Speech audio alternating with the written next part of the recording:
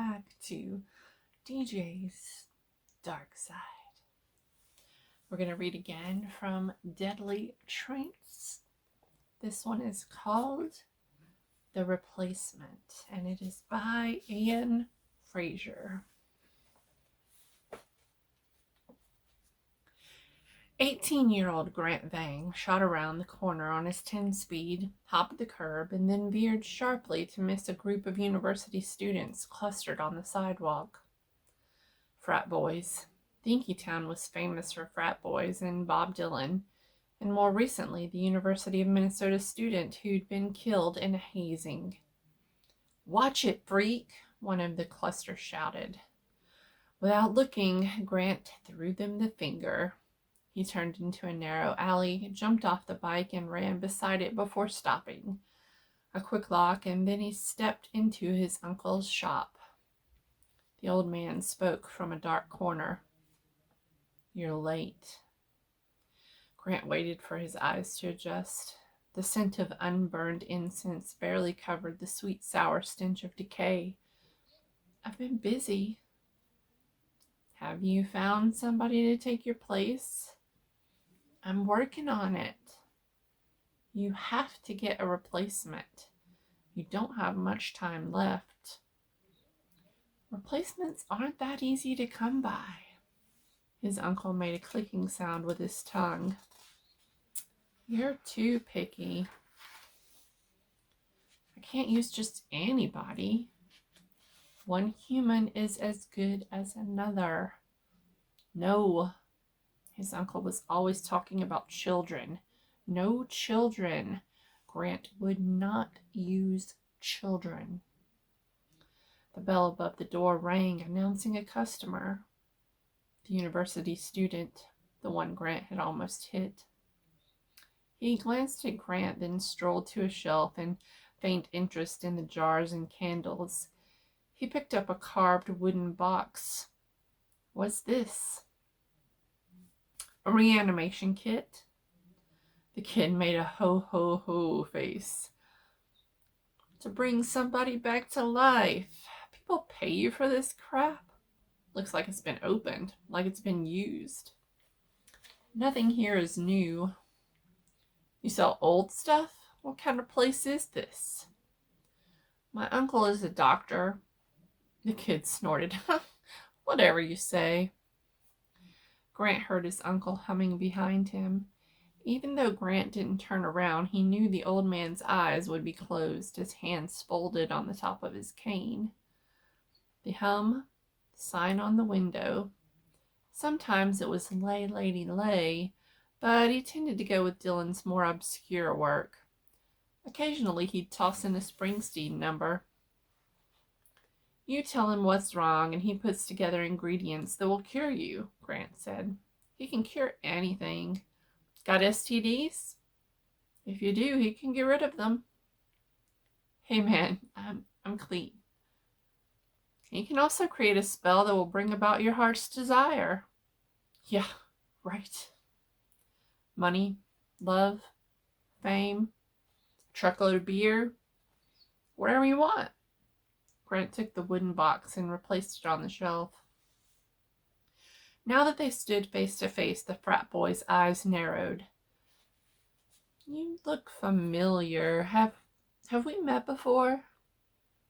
I mean, before you almost ran over me out there?" "We look alike, don't we?" The visitor shrugged. "Or are you Japanese?" "Try Hmong." But Grant had looked in the mirror and knew he'd indeed changed. The old man jotted something down on a piece of paper, his pen scratching like a knife. The paper was folded 3 times and handed to Grant. Grant passed it on. "Jesus Christ," the kid said, "your fingers are like ice. And your skin. If your uncle's so great, why doesn't he do something about that?" "I try, but the boy does not listen," the old man said. Grant felt his cheek peeling. It just started. His uncle was right. He didn't have much time left. The kid held up the paper. What's this? Memorize the words and then eat them. After the sun sets below the horizon and the moon is a sliver in the night sky, stand with your back to the foot of a fresh grave, close your eyes, and repeat what it says 3 times. Grant held out his hand. $20. $20 for some words on a piece of paper? That's cheap for your heart's desire, wouldn't you say? I'm not paying you a dime. Here are some words. Fuck you. Go alone, Grant told him. You have to go alone or it won't work. The kid turned and left. Grant turned to his uncle, and they smiled in wordless communication. The frat boy's heels sank into the soft dirt. He closed his eyes and repeated the words from the paper. Bob Dylan lyrics. Grant almost laughed aloud when he heard them because, of course, the words weren't important. They were just a means to an end. It had been a gamble.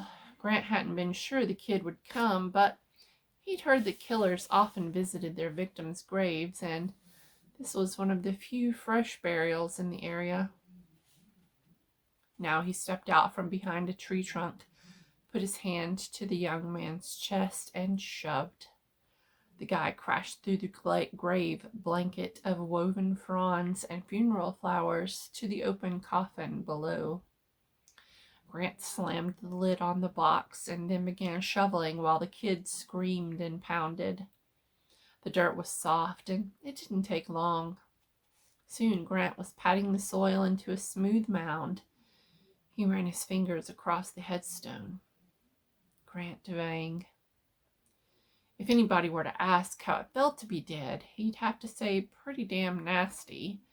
He'd been pissed when his uncle had used the reanimation kit on him because it had meant the possibility of days of pain and agony before dying all over again. Reanimated bodies only lasted so long without a replacement. That was how these things worked. When he got home to the apartment next to the shop, he kicked off his shoes covered in grave dirt and plopped into a chair. Done?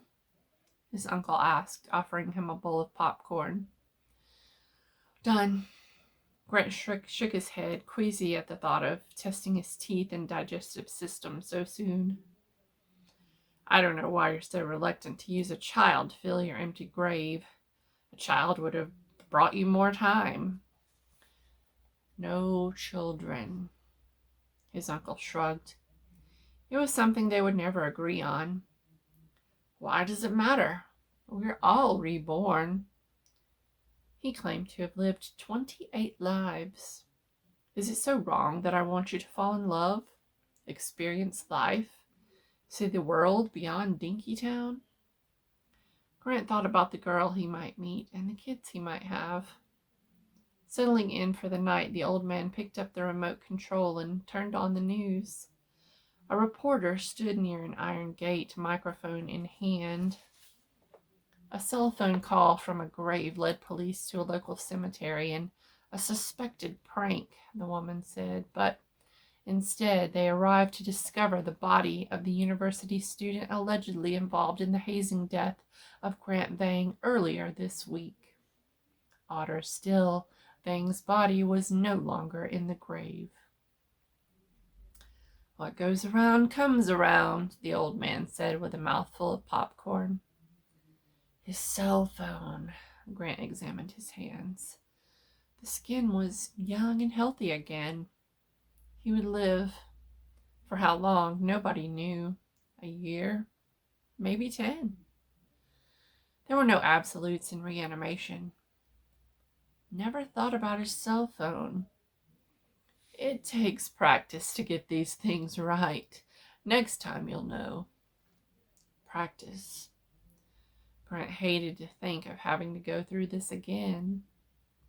Someone knocked and Grant answered the door. Trick or treat. On the front step stood a zombie accompanied by 2 small vampires. Where's your costume? One of the vampires asked in the excited way kids on a sugar high. You should have a costume. Not now. Grant grabbed a sack of candy bars and tore open one end. It feels good to look normal. He dropped a treat into each paper bag. I've been dead 3 days.